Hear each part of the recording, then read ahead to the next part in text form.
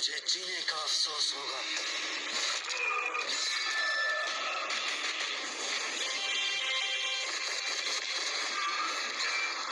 मुझसे मिलने से पहले तुझे मौत क्यों नहीं मिल गई?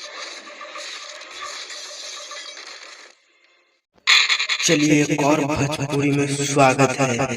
चलिए दोस्तों, आज भोजपुरी के जाना माना फिल्म जो कि ट्रेंडिंग में जाने वाला है, चलिए बताते हैं कौन सा फिल्म है।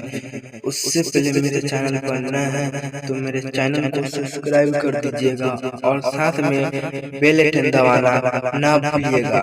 हाँ दोस्तों, मैं बात करने जा रहा हूँ जो कि चिंटू पांडे और प्रदीप पांडे का फिल्म जो कि देशभक्ति आया है, जो कि यूपी बिहार में बवाल मचा रही है। चलिए बताते हैं कौन सा फिल्म है।